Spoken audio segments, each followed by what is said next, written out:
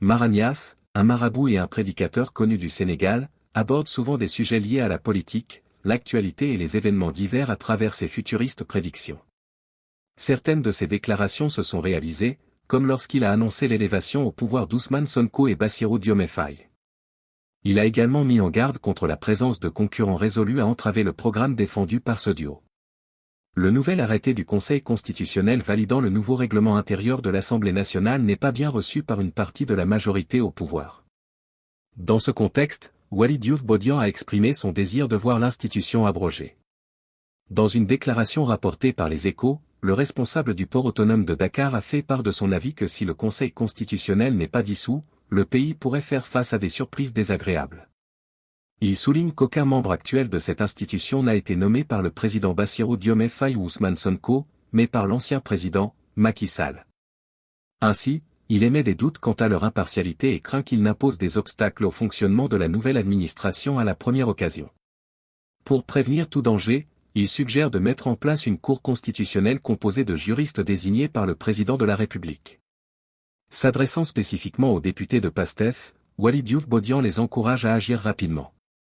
Il leur rappelle qu'ils disposent d'une solide majorité à l'Assemblée nationale et les presse de procéder sans tarder à la dissolution du Conseil constitutionnel, s'étonnant de leur inactivité persistante à ce sujet. Toujours selon les Échos, le responsable du port critique également l'Office national de lutte contre la fraude et la corruption, OFNAC, qu'il trouve désormais inefficace. Il exprime son mécontentement face à la continuité de Serigne Bassirou Gueye à sa tête, considérant que ce dernier agit sans restriction depuis plus d'un an, alors que, selon lui, l'OFNAC est le seul organisme capable d'identifier certaines irrégularités qui échappent au contrôle et aux enquêtes habituelles. Concernant sa propre gestion, Waly Diouf Bodian déclare qu'en tant que directeur général, il pourrait instaurer des pratiques financières non visibles par les systèmes de contrôle standards. Selon lui, seul l'OFNAC, en examinant la relation entre le patrimoine et les revenus, pourrait détecter un enrichissement illégal possible. Toutefois, il exprime son doute, affirmant que Serigne Bassirou Gueye ne procédera jamais à ce type d'examen. Enfin, au sujet de la situation actuelle de la coalition Diomaye et de signe d'une possible distanciation d'Ousmane Sonko, la vision de Waly Diouf Bodian semble claire. Ces interventions révèlent clairement une doctrine affirmée et une position politique nette concernant le futur du gouvernement. Et pour plus de détails, on va écouter ses propos. mérité woo leen Sonko nag nga baal ma ci wax ji. d'accord mérité woo leen Sonko. ñett yi dafa simmi. ba noppi dafa solal. ba noppi dafa fale. xam nga ñum fal. waxkatu dëgg yi ci réew mi nga xam ne bu asamaan si doon wàcc sax dañuy wax dëgg ñooñu bis ni ki tey muy ay juge muy ay procureur falu nañ ci réew mi te dooduñu wàcc te dañuy dugg ci histoire ba àddunay tukki laaj ma ñoom summi kàccekat yi d'accord kàccekat yi nga xam ne ñi ngi wax mbir te mu wóor na leen ne lii ñuy wax lu dëgg ba seeni sët histoire da koy bind xam ne ñii ay kàccekat lan d'accord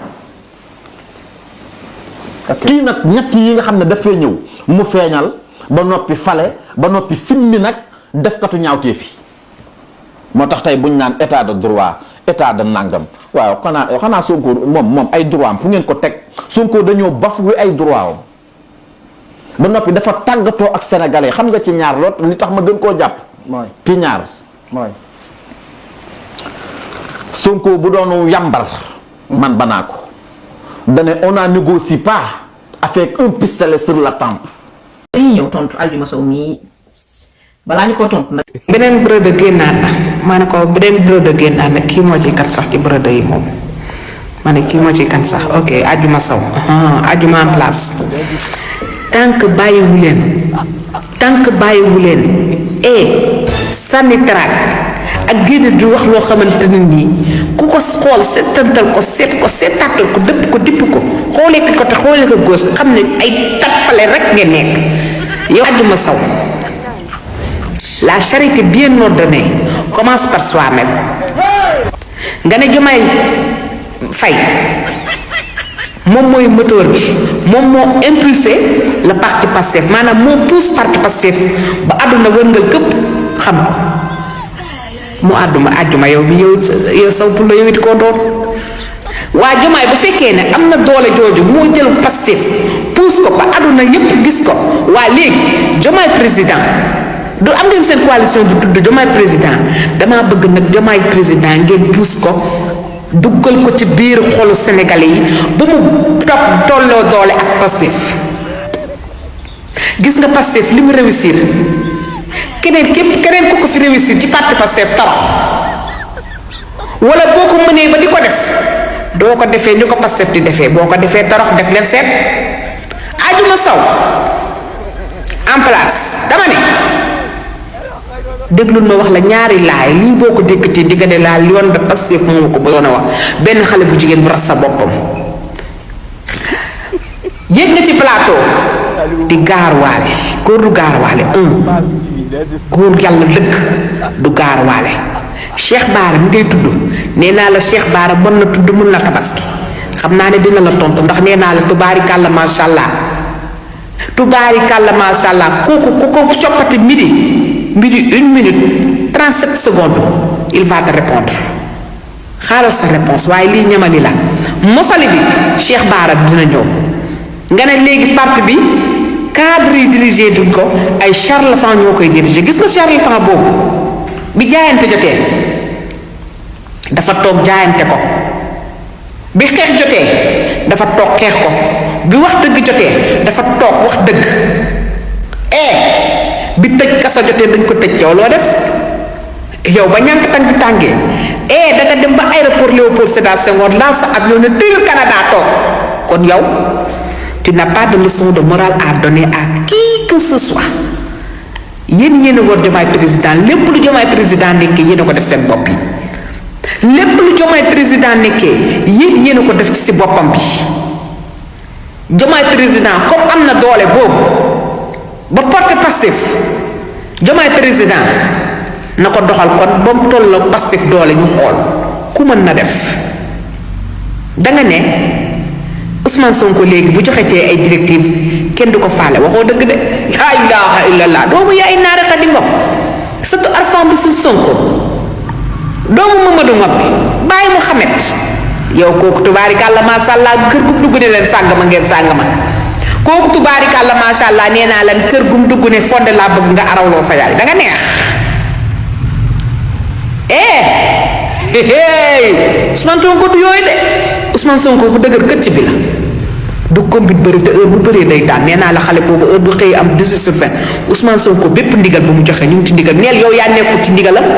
yow ak say naataangoor yéen waa présidence yéen kuréel googu tubaarikàlla macha allah yéen a wéyewul ay ndigalam waaye ñun ñii man mii nga xamante ne tubaarikàlla macha allah dama jël Ousmane Sonko jaris ko tas ko sama yaram bi di ko nooyee di ko xoolee di ko déggee di ko sentir da nga neex Ousmane Sonko du wax lu ñuy wetti du ngeen di am da ngeen a mën bay def da ngeen a am doole ngeen ne waaye seen tournée économique bi mel ni daju liir nag seen tournée politique bii tubaarikàlla macha allah nga romb sën yi ñu toog di ataaya duñ leen sax gestu ngeen di yàq essence di lëfër lëfër ci biir Ziguinchor wit nga xamante ne nii tubaarikàlla macha allah bala nga koo yëkkati il te faut des centaines de 10 000 des centaines de francs pour sol ko essence pour nga yëkkati ko ngeen def ko tournée boo xamante ne nii amul bopp amul génn compte rendu mënu leen bawu leen lu yàq yéen la nii nga mën a mel nag ma ne ko waawaaw ku la abali bët nag fu ko neex la kay xoolee waaye Cheikh Bara da neex Ousmane Sonko dañ leen di dégtal kàddoom yi doy waar yi nga xam ne moom la yëkkati. xoolee ni parti bi doxee je suis tenté de dire que na mën le président de la République comme secrétaire général parce que le président du parti récemment génn na benn li tax maa ko mooy président dafa génn benn instruction mu nekk instruction boo xam ne parti bi mosul am ay instruction yu mel noonu ci ni nga xam ne non seulement l' instruction est complète elle couvre toutes les fonctionnalités yi nga xam ne parti politique soxla na ko mais remarque bi ma def mooy impulsion bi li tax ma ne le parti na mën le président de la République mooy impulsion bi ci waroon am au niveau central amul de sorte que tey booy xool parti bi muy doxee la machine administrative centrale elle est grippée. ngeen a ko dégg li mu wax nee na Bassirou Diomaye Faye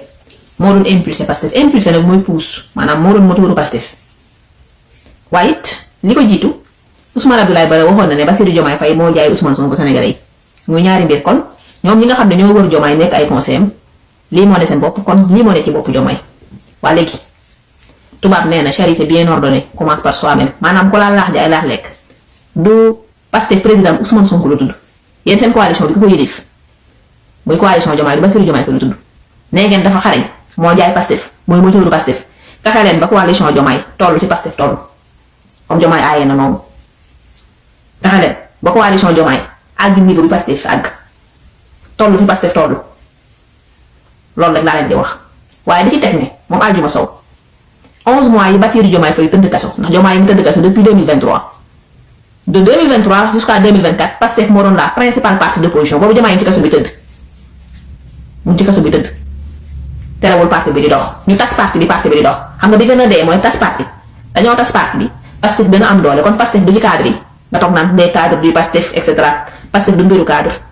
du mbiru Diomaye mbiru sénégalais yi la gëm-gëm la état d'esprit la Pastef mooy bëgg sa réew loolu laa lay fàttali te di wax rek ne lii day wane d'urgence parti bi dem congrès vers la fin wax na ko parti bi dem congrès ndax am na ñoo xam ne jàpp naa ne seen présence Pastef pour tas Pastef la ak yàq Pastef je le dis et je le dis ouvertement Aldiouma Sow Ousmane Abdoulaye Baro ak Bassirou Diomaye Faye ñooy les cheval de Troie du Pastef maanaam ñoom seen objectif mooy fexe ba néewal doole Pastef tas Pastef naka ngay nekkee si parti di toog naan parti bi waaw bu leader bi joxee instruction te loolu ay fen la maanaam Aldiouma Sow dafa fen tu as menti leader bi mu joxee instruction danañu remobiliser parti bi kenn déglu ko dañ ko sooxantal loolu du dëgg parti baa ngi mobiliser wu ñu teg cellules yi et cetera ndax Pastef nag daa mësta dee sax bay mobiliser waat Pastef fépp la ne ci Sénégal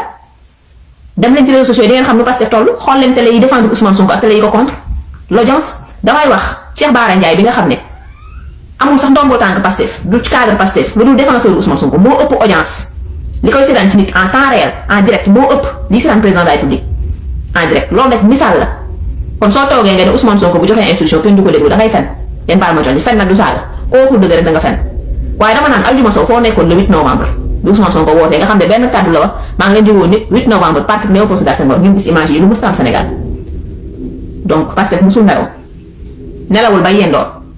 waaye damay wax ne danga ne vers la fin Cheikh Bara Ndiaye charlatan ndax moom ngay waxal charlatan yi yor parti bi léegi waaw cadre yi yoratuñ ko ay charlatan Cheikh Bara Ndiaye moo tax ngay wax xam naa ne Cheikh Bara moom làmbañam damul si poosam dana la tontu mais man li ma lay ñamal rek mooy ki ngay wooye charlatan daa toog jamonoy Macky Sall musul daw génn demul Gambie daw de daa toog Sénégal dékku Macky Sall mu tëj ko kaso doomam bu jigéen bi muy judd boobu Cheikh Bara ngi kaso yow tu as préféré yow fuir et aller vers le Canada danga daw dem Canada danga ñàlli xam nga ni olof naan ñàlli danga daw say daal di jiitu la Canada nga toog fa laqatu yow xam nga ne projet Pastef jarul ba dara ki ngay toog di ko kañ naan ko moo yor maanaam moom mooy moteuru Pastef muy Bassirou Diomaye Faye dañ ko fekk impôt domaine mu jébbal boppam dem prison tëdd fa mosul sax bokk ci grève de la faim Ousmane Sonko joxe instruction depuis la prison parce que dama lay fàttali ne Bassirou Diomaye Faye daa tëdd kaso ñu wutal ko parrainage mu tëdd kaso ñu campagne ko fukki fan bi mu defee ci élection yi la génn fekk balisé nañ ko le terrain Cheikh Bara mi ngay woowee charlatan bokk na si ñi doon def ay caravane pour Bassirou Diomaye Faye doon tane na nag beaucoup de foule kon tappalekat nga jàpp naa ne yow xaw ma loo jariñ Pastef mais li may wax rek di ko maintenir mooy am na ñoo xam ne Pastef daf leen war a dàq parce que c'est des cheval de Troie maanaam dañoo ñëw pour parasiter Pastef nga ne l'appareil du Pastef est grippé ma ne charité bien ordonnée commence par soi-même da ngeen a yor kuréel bu tudd Diomaye président Diomaye ko jiite da ngeen fexe ba kuréel googu tolloog Pastef doole ci Sénégal jàpp naa ne ci misaal bi ngeen tegee seen coalition ba léegi président audience bi mu daan am bu daan def adresse à la nation wute na loolu ak audience léegi bi nga xam ne day def discours carton rouge yi di dàqante. ko nee naa la mooy cappaaculi gi waaw ngeen bëgg ko ngeen bañ ko mooy cappaaculi bi te Diomaye moomu noonu Diomaye Ousmane Sonko moo tax mu doon président de la république lii dëgg seen xol yi ba mu jeex ngeen ni xala gaañu rek baarikal la ñu jàngal leen 11 classe da ngeen loolu ngeen di bañ a dégg da ngeen koy dégg par la force.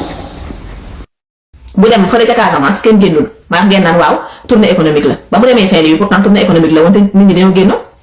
te jàpp naa nit ki boo tekkee dara ci politique soo demee ci ab dëj sax nit ñi dañuy génn teeru la Ousmane Sonko bu demee ci dëj sax mu fees nga may wax tournée économique kon jàpp naa ne comme seen président bi moo fort te moo jaay Pastef na fexe ba jaay boppam jàpp naa ne de xam naa ne xanaa da ngeen a fàttali bi ñu demee élection présidentielle dañ doon fexe ba ñu xam ñu bëri xamuñu woon Bassirou Diomaye Faye ñun ñu newul ci bureau yi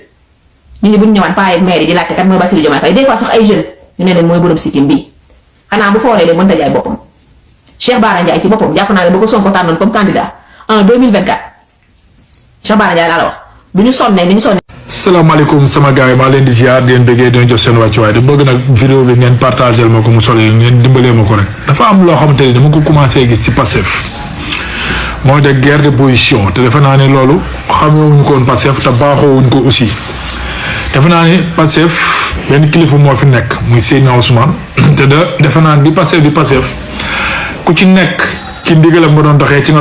doon jëfee ba mu tegoon jëloon ay nit ku nekk mu am fu mu la féetale su dee ay coordonnateur mu jël bu dee département mu jóg teg la ci département bu dee ci ay commune it mu teg la ci commune ci ndigalam te defe naa ne boobaak léegi gisaguma benn coordonnateur département bu ñu changé wala bu commune ndax amagul lenn lu war a xew ci parti bi loo xamante ni war naa mën a tax ñun ñu jóg di wax te defe naa ni bu yàggul dara am na position bu mu taxee moom Seydina Ousmane wax ni balaa yàgg dara ñu def li nga xamante ni moom mooy fexe jaay carte passé fexe pour defaraat parti bi léegi nag nga gis ay ndaw yoo xam ne dañuy jóg taxaw pour amee position pour mel ni kuy dañ leen def loolu ñu leen di wax loolu fi Njaay di wax ne nag comme sa sànkal xaw ma lan sa sutura loolu war mën a ñàkk ndax tey loolu Macky Sall mën a def loo def naa du benn leader politique bu nekk ci Pastef moo la ko war mën a def loo su doon ay milliards la jox wala lu mu mën a doon dëgg nga war a mën a ànd ak moom ndax dëgg boobu nga xeex ak moom ba def ko tey li mu doon ndax tey li ma wax chaque jour gis nga ñoom DG yi mooy loolu ministre wala député yi amul kenn koo xamante ni man dinaa la maral sa ginnaaw ndax tey li nga doon man maa la ko def salaire bi ngay fay ko maa tax nga di ko am soo ma jëlee si sa poste xayrun soo ma ci jëlee ma dem bàyyi li sama bàyyi man foofu laa ne waaye amul mbindeef bu war a tax man ma taxaw di xas nit wala ma di ŋàññi nit wala ma am kenn ku may bokkal koo xam ne ñoo bokk fi ñu jëm tax may dal sa kaw pour ay intérêt personnel ay defal ma nangam ma defal la nangam wala tàgg ma utal la poste wala waxal ma nangam ma utal la liggéey yooyu dafa war a mën a jeex te loolu xeexewuñ ko woon ci parti bi ndax defoon naa ne bu doon loolu mënoon na ñoo yem ci Macky Sall te ci moom la gënoon a yomb ndax te tolloon nañ foo xamante ni Macky Sall pour mu jox la mu xëy wala mu jox la xaalis jamono jooju nga ànd ak moom moo gënoon yomb fuuf kon doo xeex dëgg ba ñëw nag bëgg a dégaat say mbir ci ay fen doo xeex dëgg ba ex-pouvoir bëgg a tegaat seen mbir ay fen ay nit di la xoj buum si baat soo ma waxalee nangam ma defal la nangam soo ma defalee nangam wala génn leen wax nangam wala génn leen dal ci kaw sàngam yooyu dafa mën a jeex parti bi benn kilifa moo fi am muy Ousmane Sonko moom ci moom la ñu commencé ci moom la ñu am te muy dëgg kon nag ñi nga xamante ne dañuy génn aussi di def conférence de presse di dal ci ñi nga xamante ne dafa ñaa ne ay nitam la ñu yoo xam ne moom moo leen yëkkati woon teg leen ci digal defe naa bu demee ba ñi nga xamante ne nii tey bu ñu demoon ba woote congrès wala ñu woote dara tey ñu toog ba mu ñu kii nga ñu tegaloon ko soxlawaatuñ ko moom defe naa ne am na mat kat ni kii kat comme que waa département bëgg doon wala waa commune wala nga waa kii dinaa ko fi jëlee indi fi keneen waaye nag li ñu ma gis nii ci biir parti Pastef moom mu ngi mel la xawoon APR wala xewoon PDS wala xew te ñun Pastef baa xewuñu noonu affaire de politique politicien yo moom la ñu war a génne suñu biir nit ki mënoo fekk nit ci këram mu bàyyi ko ba tabax ko ba dëkk nga xëy ni ko danga koy génn te tegoo ko ci benn base pour Sénégalais yi votel Diomaye ndax dañoo pare pour wutal ko mandarga dañ ne woon mandarga Diomaye mooy bërëb sikkim bi Cheikh Bara sax moo ko noonu célèbre jamono boobu donc ñu fekk koo xam ne dara neewu fa ñu def fa dara ñu gis ne ci candidat yi élection présidentielle yi moo ci gënoon a manque d'éloquence et de prestance maanaam moo ci gënoon a ñàkk xorom ci kaddu maanaam bu ñu ko toppoon ci kaddu rek ay wamakaro ku ngeen di tànn loolu dafa wax kon ñun Ousmane Sonko rek lañ ci xool moo tax ñu votel ko comme nag aayee na noonu yor na il a une occasion en or de montrer ses talents maanaam may nañ ko occasion mu wane moom ne moom moo defar Pastef na defar coalition Diomaye mu toll ni Pastef toll ci Sénégal c'est très simple donc sama gars yi lii laa bëggoon a waxtaan ak yéen rek te di wax ne Sonko mooy sama carte focus sur 2027 fexe leen ba 2026 bii nga xam ne dugg nañ si ba pare mois de février la ñuy tàmbalee ubbi liste yi ngeen dem bindu ci ñi nga xam ne seen carte d'identité expiré na ngeen fexe ba renouveler ko waaye bu ñu cap sur 2027 gagné élection locale yi 2029 ñu gagné Sénégal ndax jàpp naa ne Bassirou Diomaye Faye daf ñoo tardel ci juróomi at yi donc Sénégal pour mu baax il faut que Ousmane Sonko yilif ko ndax moo yor courage bi waaye moo bëgg Sénégal te kenn laam-laameewu ko donc bu faloo rek jàpp naa ne xel yi daal ñu xam ne Sénégal tegu na ci pante pour baax donc sama gars yi laa bëgg na waxtaan ak yéen ngeen xamee ko doon je ba mu koy liggéey booba yow yaa nga ca leneen mu liggéey këram ba bàyyi ko ba dëkkee ko ba kii ko nga xëy nga ngay toj kër gi màbbal ko tabax ko mu doon sa këru bopp loolu daa mën a jeex ci parti bi ay wolof nag laa leen wax jaajëf ngeen partagé une vidéo nag mu dem te sori ak ça xam nga tey bu ñu bëggee sukkandiku ci li fi xew muy coow diggante Ousmane Sonko ak Diomaye ba tax ñu bëgg cee sukkandiku bëgg cee profité bëgg cee dugal politique loolu dafa mën a jeex tax tey ñun ak ku mën a doon jàpp naa ne Ousmane Sonko moo tax nga doon li nga doon tey Ousmane Sonko moo tax ñu lay topp Ousmane Sonko tax moo ñu bëgg la kon coow Diomaye Ousmane Sonko ñoom la ñun position bi ñu ci war a amee ñooy commencé ci Ousmane yem ci Ousmane waaye du question nit ki far force da nga war a xool fii wala nga war a def nii mu ngi ko xool la foo nit ki mu ngi ko xool la ba pare la muy xool gëmu ko ndax nit ki la muy dund ci xolam la ne la muy gëm ci xolam la ne du ay këyit du ay affiche du ay bët yi ñooy teg di gis lu mooy jëf la looy def ay acte yooyu def la waaye du ay wax nit ki mën nay mbeli guddee ak bëccëg te li muy wax dara dama ko ñaari Ousmane Sonko ñi ko trahir ñëpp am nañu ñi ko trahir ñëpp am na nan la ñu meloon ci moom ba ci kii ngeen di wax ana borom Ndakaaru ana keneen ak keneen te pourtant musuñu gëm Ousmane Sonko kon mbir mi du ay kayit wala ay wax gëm Ousmane Sonko ci xol la jaajëf. Et c'était ça pour cette vidéo et pour rappel depuis l'arrivée du nouveau gouvernement à la tête du pays, un mouvement de changement significatif semble se dessiner, soutenu par la volonté manifeste d'éliminer certaines pratiques anciennes et de diriger le Sénégal vers un développement plus inclusif, indépendant et durable. Cette vision se reflète particulièrement dans des secteurs essentiels tels que l'agroalimentaire, l'élevage, le commerce maritime et la santé, qui constituent la base de l'économie nationale et du bien-être des citoyens. Toutefois, ces initiatives se réalisent dans un cadre politique marqué par des tensions fortes, notamment au sein de l'alliance entre le président Diomaye Faye et le groupe PASTEF Les Patriotes, déjà tourné vers les défis de 2029. Dans le domaine agricole, le nouveau gouvernement a clairement fait de l'autosuffisance alimentaire sa priorité principale.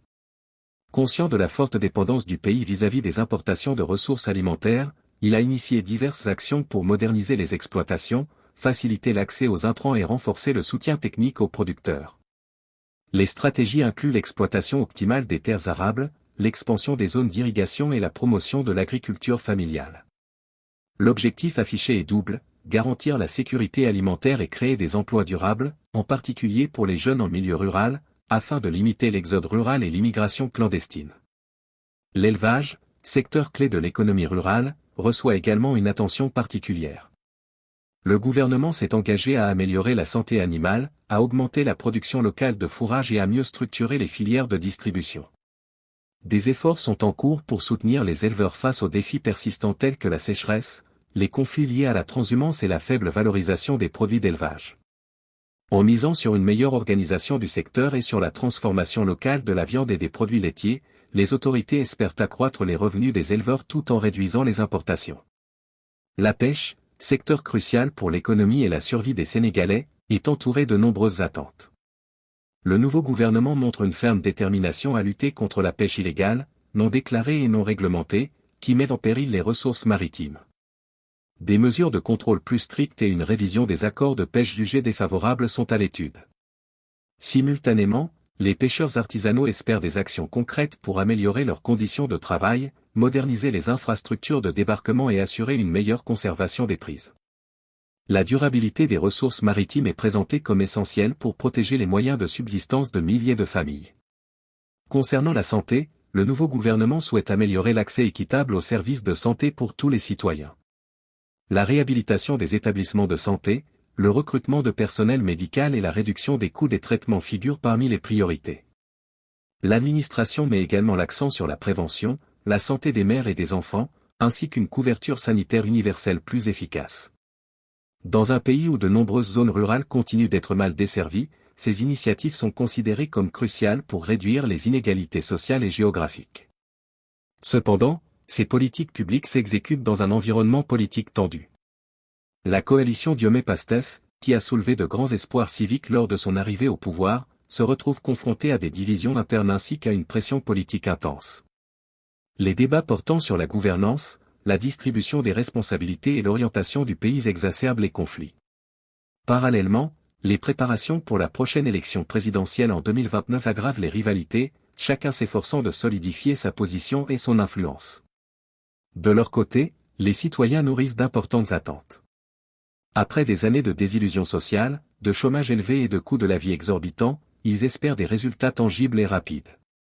Ils attendent de ce nouveau gouvernement qu'il traduise ses promesses de changement en actions concrètes, qu'il lutte efficacement contre la corruption et qu'il mette en place une gestion plus claire et équitable. En particulier, la jeunesse exige des opportunités d'emploi, une meilleure éducation et une véritable perspective d'avenir dans leur propre pays. En résumé, le gouvernement récemment établi se trouve à un tournant crucial. Les initiatives lancées dans les secteurs de l'agroalimentaire, de l'élevage, de la pêche et de la santé forment des fondations encourageantes pour le progrès national. Toutefois, la réussite de ces politiques dépendra de la capacité des responsables à surmonter les conflits internes, à préserver l'unité de l'Alliance et à rester attentifs aux souhaits profonds de la population. À l'approche de 2029, le défi principal sera de convertir l'attente des citoyens en avancées réelles et durables, afin de solidifier la relation entre l'État et ses ressortissants. Et c'était ça les amis, si cette vidéo vous plaît, abonnez-vous et activez la cloche de notification pour ne pas louper aucune de nos prochaines vidéos.